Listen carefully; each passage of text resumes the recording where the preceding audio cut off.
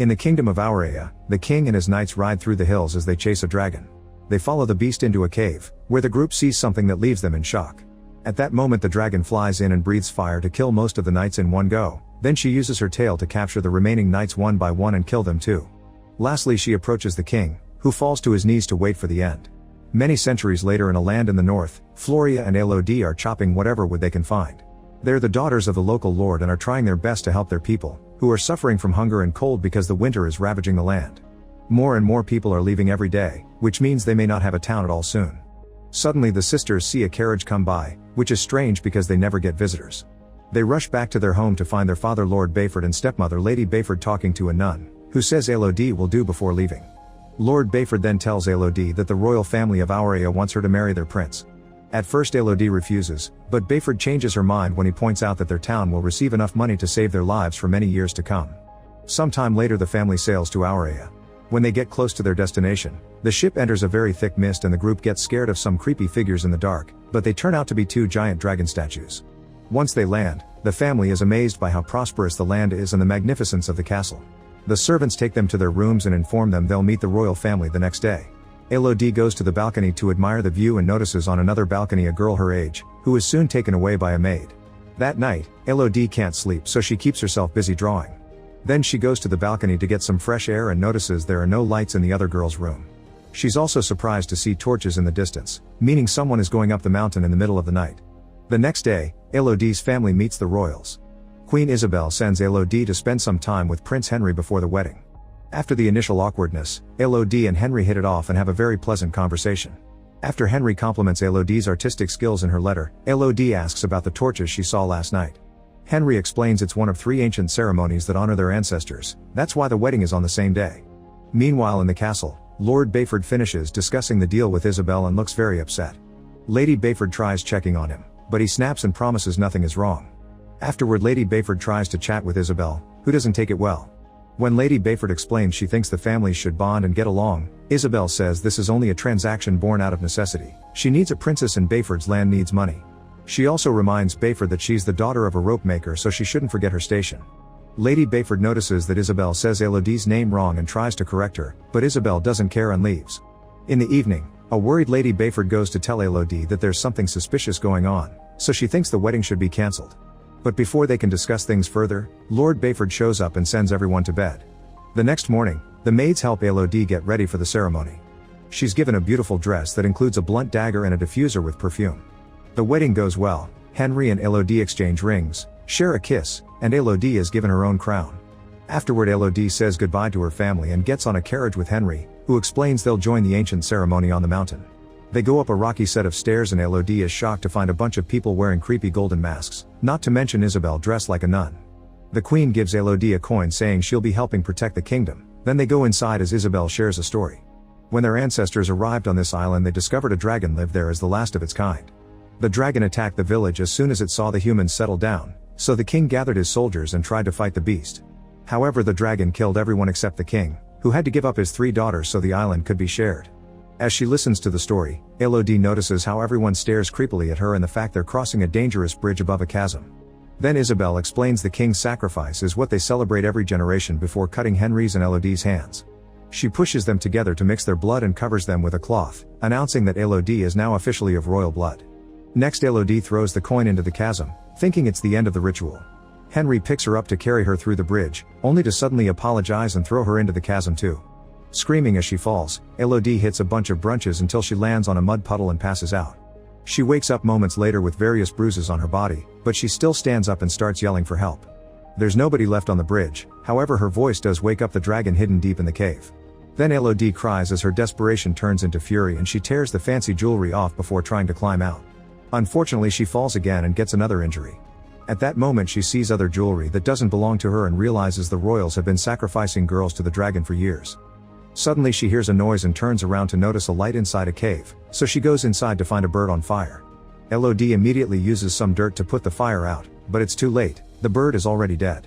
Suddenly a roar echoes in the cave and hundreds of birds on fire come out, flying above Elodie for a few minutes before they drop dead around her. With the little bodies serving as lights, Elodie tries to look for an exit only to freeze when she sees the dragon coming.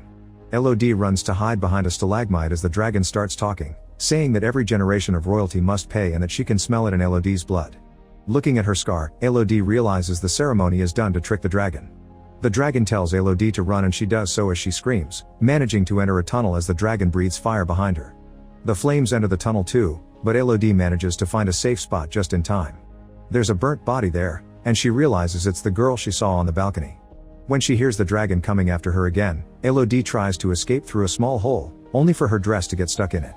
The flames are getting closer, so after lots of struggle Elodie manages to remove the crinoline and run away, hiding in a smaller cavern. Unfortunately some fire still reaches her leg and burns it, causing her to scream in pain. The dragon hears her but can't reach her because there's not enough room for her giant body. Once the dragon is gone, Elodie remembers the blunt dagger and hones it against a rock to then cut off part of her dress. The pain in her leg is unbearable but she pushes through and bandages the wound with the torn fabric. Next she opens the diffuser and catches a bit of fire in it to use it as a lantern. Now she can explore the cavern and eventually finds a very narrow passage. She begins crawling through it and her dress gets stuck in it again, so she pulls until she's freed and slides down in the process. Elodie tries her hardest to hold on but her hands are wounded and tired, so she falls again and the fire in the diffuser goes out. Refusing to give out, Elodie stands up and holds onto the wall to walk, determined to reach a light she sees in the distance. After some very painful walking she leaves the tunnel, only to almost fall off the edge of a cliff. She can still see the light on the other side, so after taking off her wedding ring and throwing it into the abyss, Elodie steps back and runs to make a big jump. The other side of the cliff is slippery and she can't hold on, but luckily as she slides down her belt gets stuck in a rock. It soon breaks, however it gives her enough time to take out the dagger and stick it into a crack to hold on. Then she uses the dagger to climb up the rest of the way and discovers the light comes from cute glowing slugs. After checking they don't bite, Elodie tears off her puffy sleeve and puts a bunch of slugs inside to make a new lantern. Then she walks a little further and finds a small lake, but when she tries to drink, she immediately spits the water out. It turns out the cave plants give it a disgusting taste. However there is also dripping ice on the ceiling, so Elodie stands under it to catch any drops she can.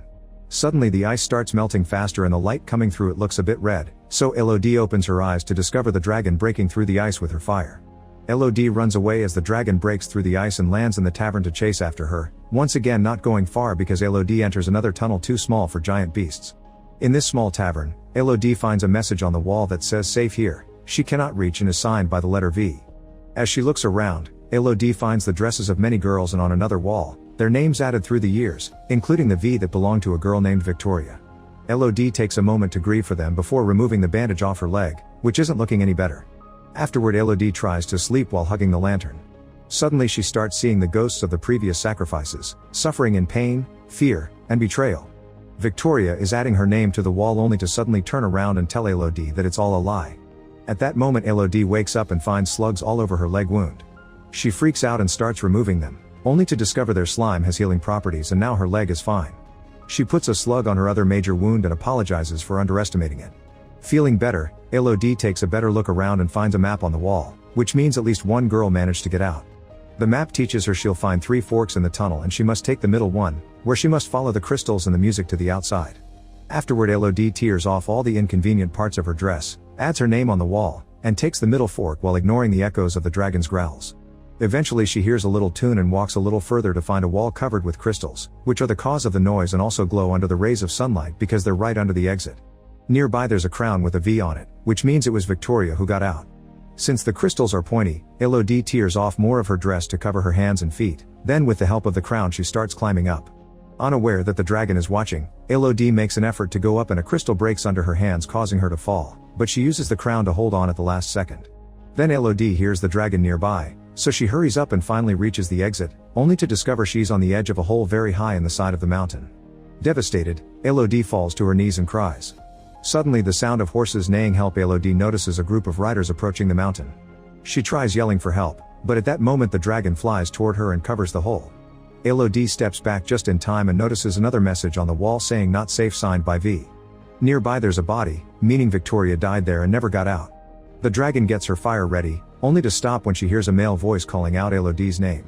While the dragon flies off to investigate, it's revealed that Lord Bayford has come with 2 knights and a guide to look for Elodie.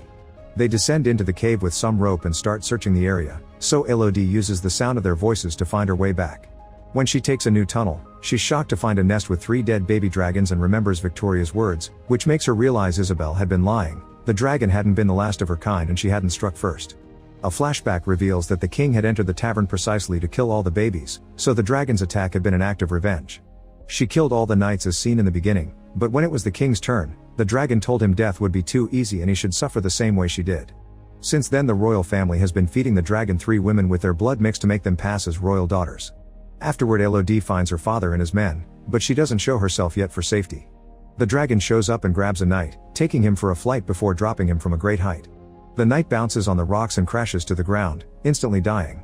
While the guide rides to hide, the dragon grabs the second knight and crushes him under her paw before interrogating Bayford. He explains he's here to save his daughter and tries to attack with his sword, but the dragon grabs him with her tail and disarms him before dropping him. While Elodie sneaks around waiting for the right time, the dragon tells Bayford to call for his daughter. Bayford decides to offer a heartful speech about how sorry he is and admitting he made a horrible mistake, then he yells to order Elodie not to come out, causing the dragon to push him down and stab him right in the heart with her claw. Elodie can't help making a noise as she cries and the dragon starts searching for her, but luckily at that moment the guard also makes a noise and the dragon goes after him, thinking it's Elodie. With the dragon gone, Elodie says goodbye to her father and kisses his forehead before he dies. Then she uses the rope left by him to start climbing out of the tavern. Meanwhile the dragon finds the guide and crushes him to death before coming after Elodie, who manages to climb fast enough to avoid the flames that now cover the entrance. Elodie immediately gets on her father's horse but only rides for a few moments before jumping off to hide under some rocks. Since the horse keeps going, the dragon is tricked and continues to follow it to burn it to death. Then the dragon breathes fire on the clouds, causing a horrible storm as a sign the deal has been broken. In the castle, Isabel notices this and immediately sends her knights to kidnap Floria. Lady Bayford tries to stop them, only to get stabbed in the process. Moments later when the fire is over, Elodie comes out of hiding and bumps into Lady Bayford, who came all the way here on a horse while still bleeding. When Elodie hears what happened, she promises to save her sister and takes the horse back to the mountain. Meanwhile Floria is taken to the bridge, however Henry refuses to do the ritual with a child. Isabel ignores him and uses her own blood instead, cutting Floria's hand to do the mixing before throwing her into the chasm. By the time Elodie arrives at the bridge, everyone is gone and an unconscious Floria has been caught by the dragon, who doesn't kill her yet because she wants to bait Elodie into coming for her sister. A desperate Elodie descends back into the tavern with the rope and uses her previous experience to follow the same path much faster. After double-checking the map to find the dragon's lair, Elodie arms herself with her father's sword and prepares a trap for the dragon. This trap consists of some armor and rope, which is burning under a small flame. Elodie walks away and when the rope finishes burning, the armor falls, causing the dragon to fly out of her lair to look for the source of the noise. This allows Elodie to sneak into the lair and wake up Floria, who walks slowly because she's got a wounded leg. At that moment the dragon discovers the trap and comes back to the lair, so Floria hides while Elodie waits with her sword out. She tries to explain that they've all been tricked by the queen, but the dragon doesn't believe her and tries to breathe fire. Elodie stabs her mouth with the sword to redirect the attack but still falls off the edge of the lair, receiving some burns on her arms and shoulder in the process. While the dragon removes the sword, Elodie lands in a lake and swims out just in time for Floria to throw another sword at her. Suddenly the dragon jumps on her and holds her while stabbing her with her claw. Before she can kill her, Elodie takes out the dagger and stabs the dragon in the eye, causing her to throw Elodie away. Next Elodie grabs the sword again and runs toward the dragon, who has trouble seeing with one eye. She manages to stab the beast in the chest, however it doesn't cause much damage and the dragon grabs her again. Elodie then stabs the dragon's paw, making her drop her again. As the dragon comes closer, Elodie notices the dust bouncing against a curved stalagmite, giving her an idea. Elodie stands in front of the stalagmite and tells the dragon to burn her down, so the dragon breathes her fire. However Elodie moves at the last second and the fire bounces on the stalagmite, causing it to land on the dragon and finally bring her down. Afterward Elodie shows the dragon the scar on her hand to prove that the beast has been killing innocent girls, not royals. The dragon asks her to end it, but Elodie drops the sword and refuses to continue this circle of hatred. Then she grabs a bunch of slugs and puts them on the dragon's body so she can fully recover. Meanwhile in the castle, another wedding is being celebrated so they can trick the third girl of this generation. Suddenly a coin comes rolling down the altar and Elodie walks in, telling the bride to take her family and run away. Then Elodie tells the locals they can also run away if they want, but only the servants take her seriously and leave. At that moment the dragon shows up and breathes fire on everyone present, killing Isabel and every person in the royal line to finally end it. As everyone panics, Henry closes his eyes and accepts the punishment because he knows he deserves it. Soon the castle crumbles down but Elodie walks away with her head held high. A few days later, Elodie, Floria, and a recovered Lady Bayford get ready to leave in a ship full of gold and supplies for their people. They agree to run their land together, and Elodie even starts calling Bayford mother instead of stepmother. During the trip home, the dragon flies nearby and shares a nod of mutual respect with Elodie. Make sure to subscribe and turn on notifications so you can watch more videos like this. Thanks for watching.